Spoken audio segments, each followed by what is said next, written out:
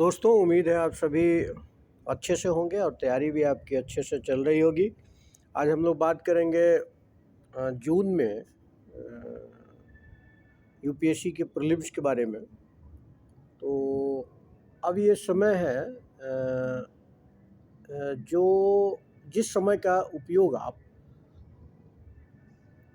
पहले के जो पढ़े हुए जो टॉपिक्स है उसको दोहराने में कर सकते हैं और बार बार दोहरा सकते हैं। एक ही मंत्र है, मैं अक्सर कहता हूँ कि बार बार दोहराना और कंसेप्ट को क्लियर करते रहना। आपने बहुत पढ़ाई किया है पहले पिछले कुछ महीनों में, लेकिन अगर रिवीजन पे पूरा फोकस नहीं करेंगे तो एग्जामिनेशन हॉल में गलती होगी। और यूपीएससी के वैसे भी क्वेश्चंस जो होते हैं वो पूरी तरह से आप घर से पढ़ के नहीं जा सकते हैं, वहाँ आंसर जो है ना प्रोड्यूस करना पड़ता है। और सक्सेस एक ये जो आपको तस्वीर दिख रही है, इसमें यह कि एक परीक्षार्थी को कौन कौन से रास्तों से गुजरना पड़ता है, कितने लोगों की बातें सहनी पड़ती है, कई बार टूटता है, फिर जुड़ता है, फिर उठता है। ठीक है, समाज द्वारा उसका मजाक उड़ाया जाता है कि नहीं, अगर एक दो बार नहीं हुआ तो फिर वो समाज द्वारा जो है ना उसको रिजेक्शन का भी सामना करना पड़ता है, मजाक उड़ाया जाता है, मतलब फेल्योर होने पे। जब आप गलतियां करते हैं तो आप फेल होंगे ही। गलतियों पे जो है ना कमी पाएंगे तो धीरे धीरे जो है सीढ़ी को चढ़ते जाएंगे। फेल्योर करेंगे, समाज आपको अच्छे से नहीं देखेगा, मजाक उड़ाएगा, यूपीएससी आपको रिजेक्ट करेगी, फ्रस्ट्रेशन होगा कि यार थोड़े नंबरों से रह गया, या फिर जो है ना अच्छे से कोशिश नहीं की, मेरा नहीं होगा, मेरा बैकग्राउंड अच्छा नहीं है। ठीक है, लोग इंसल्ट भी कर सकते हैं। तो जो जो आप इन चीज़ों से ऊपर बढ़ते जाएंगे तो फिर जो है ना यही रोड है सक्सेस का, यही रास्ता है सफलता का।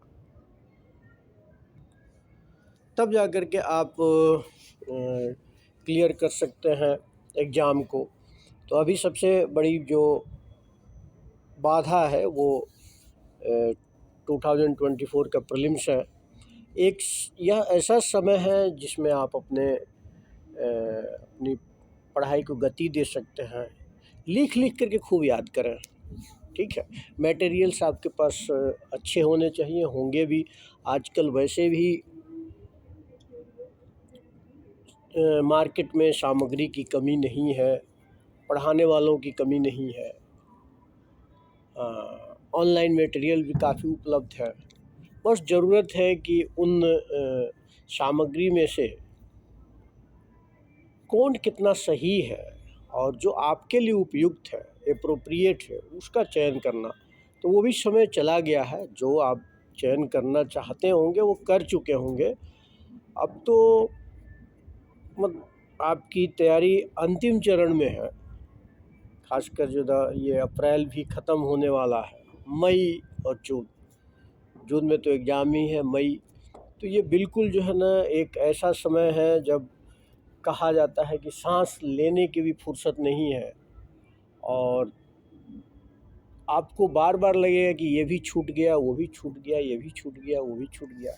लेकिन काफ़ी कुछ छूट जाना है, तो उसके लिए परेशान नहीं होना। लेकिन जो आप पढ़ें, जिन टॉपिक्स को अच्छे से पढ़ें, उसको आप ज़रूर वहाँ बेहतर करें, एलिमिनेट करके करें, जैसे भी करें। मान लीजिए कि आपका अगर मजबूत पक्ष इन्वायरमेंट एंड इकोलॉजी है तो उससे मैक्सिमम सवाल कर दें।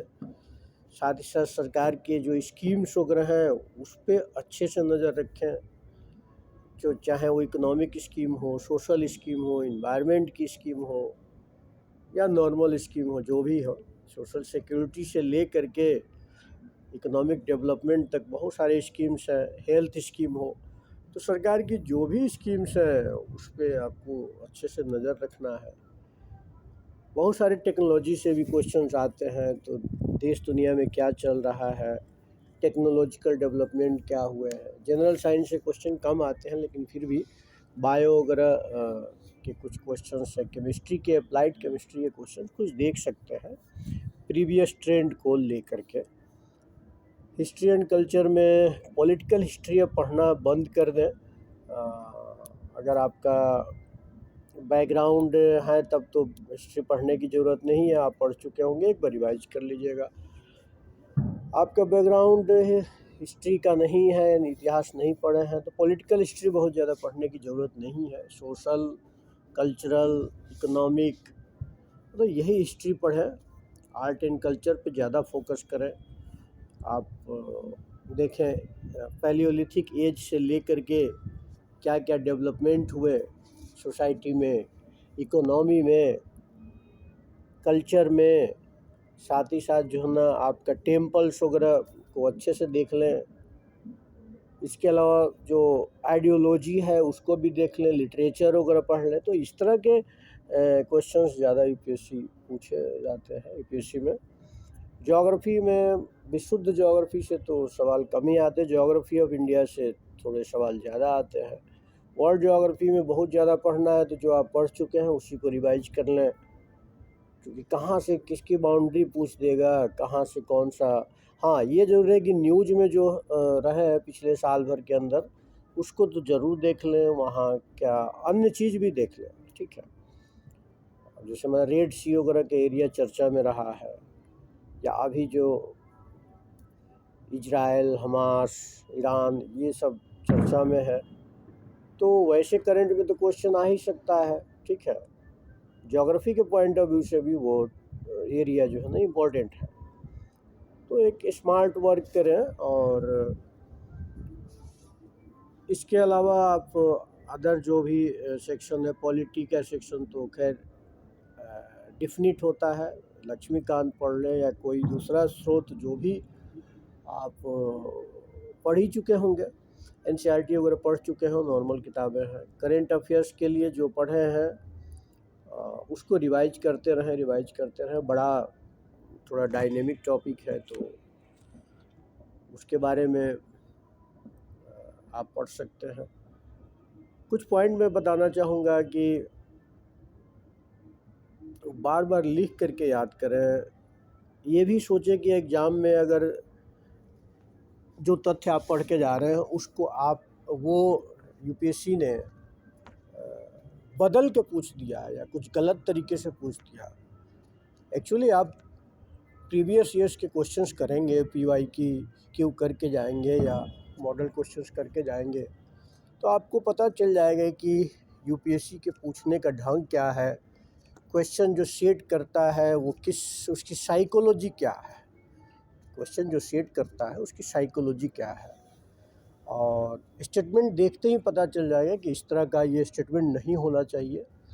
तो दिमाग को अप्लाई करके और शांत चित्त रह करके, कहा जाता है कि आप कितना भी पढ़ के जाइए, मन में घबराहट है, प्रैक्टिस नहीं है, तो कुछ क्वेश्चंस गलत हो जाएंगे और ह्यूमन एरर ज़्यादा हो जाएगा। ह्यूमन एरर तो होगा ही, तो ह्यूमन एरर को कम करना ही आपकी सफलता का राज है प्रीलिम्स में। ह्यूमन एरर को कम करें, बार बार इतना रिवाइज करके जाएं कि एक कॉन्फिडेंस जो है बिल्डअप होगा आपका, और जा कर के अच्छे से करें। हल्के क्वेश्चंस को करते जाएं 100 क्वेश्चंस हैं तो 15-20 क्वेश्चन आपको छोड़ने भी हैं। वो ऐसे क्वेश्चन रहेंगे जिसमें क्वेश्चन ही नहीं समझ में आएगा तो फिर आंसर कहाँ से समझ में आएगा। तो ऐसे क्वेश्चंस को आइडेंटिफाई करके छोड़ देना है। और जो फिर 50-50 वाले क्वेश्चंस हैं उसको तो आप वहीं पे मेरिट तय होती है कि नंबर ऑफ क्वेश्चन वहाँ पे कितने सही होते हैं जिसमें आपको डाउट है। तो ये आप करते रहें। हेल्थ पे ज़रूर ध्यान दें, इस बीच में बीमार वगैरह ना पड़े। गर्मी बहुत है तो डिहाइड्रेशन से बचने के लिए जूस, पानी वगैरह जो भी है, लिक्विड चीज़ें लेते रहें। बहुत ज़्यादा टेंशन में ना आए। आपने जो टारगेट तय किया है एक दिन का उसको कर लें, पूरा करें, एक एक दिन का टारगेट लेके चलें। अब साप्ताहिक टारगेट का कोई मतलब नहीं है, वो तो जब टेस्ट मैच चल रहा हो साल भर पहले आप तैयारी शुरू कर रहे हैं प्रीलिम्स का, तो फिर आपका साप्ताहिक या मासिक टारगेट होता। अब क्या साप्ताहिक और मासिक, पर डे टारगेट तय कीजिए, उसको फिनिश कीजिए। सिलेबस वगैरह तो इस वक्त क्या सब जान ही चुके हैं, इसमें जो है ना प्रीवियस ईयर्स क्वेश्चन आप कर चुके होंगे, एक बार और देख लें। इफ़ेक्टिव स्टडी प्लान में यही है कि ज़्यादा से ज़्यादा चीज़ों को अपने टेबल पे रखें, बार बार रिवाइज करें, लिखते रहें, रिवाइज करें, मनन करें, रिवाइज करें, यानी रम जाए पूरी तरह से। ठीक है, कंसेप्चुअल क्लैरिटी होना चाहिए, तभी क्वेश्चंस बनेंगे, तो उसमें कहीं कोई बार बार रिवाइज करेंगे तभी होगा। ट्रेंड समझे, पिछले 5-6 सालों का ट्रेंड समझे। करंट अफेयर्स के लिए ये है कि बहुत ज़्यादा इसका दायरा बड़ा है, तो बड़ा दायरा है तो आपको ज़्यादा पढ़ना भी है, लेकिन कोर एरिया पे ही फोकस रखें। और पता चला कि ऐसा टॉपिक उठा लिए और हमें ज़्यादा पढ़ रहे हैं, ये क्वेश्चन आएगा नहीं आएगा, तो वैसे टॉपिक को पढ़ने की ज़रूरत नहीं है। सीसेट पे ही फोकस करें कि ज़्यादातर लोगों का सीसेट गड़बड़ हो जाता है, जीएस ठीक होता है, जीएस में पास हो जाता है और सीसेट जो है ना फिर हो जाता है। रिवीजन करें, ठीक है। इसके अलावा जो है ना आपका, मैंने कहा कि वीकली वगैरह प्रिपेयर करने की ज़रूरत नहीं है, आप डेली प्लान बनाइए, उसको फोकस कीजिए। ये पहले डेली प्रोग्रेस कितना हो रहा है उसको कीजिए। वीकर एरिया पे अभी फोकस करने का काम है, मतलब समय है, आप कर सकते हैं।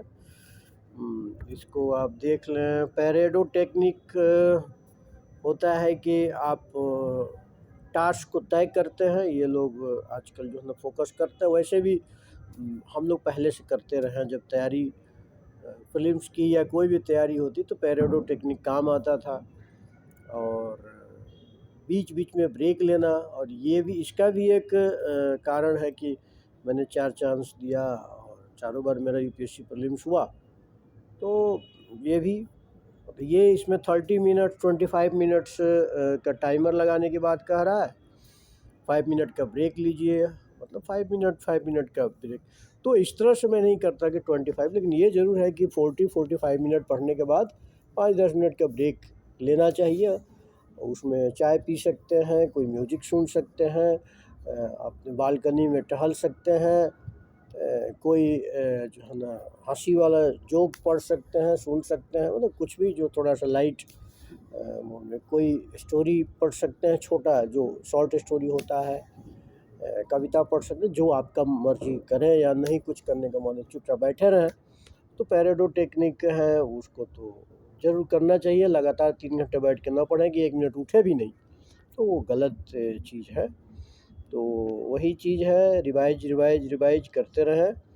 और मुझे लगता है कि ज़्यादा कुछ बताना नहीं है। अब कुछ टॉपिक्स पे हम लोग कभी डिस्कस करेंगे, जो टॉपिक्स जो है ना इम्पोर्टेंट रहेगा। मुस्कुराते रहिए, पढ़ते रहिए और अपने स्वास्थ्य का ध्यान रखिए। बहुत बहुत धन्यवाद।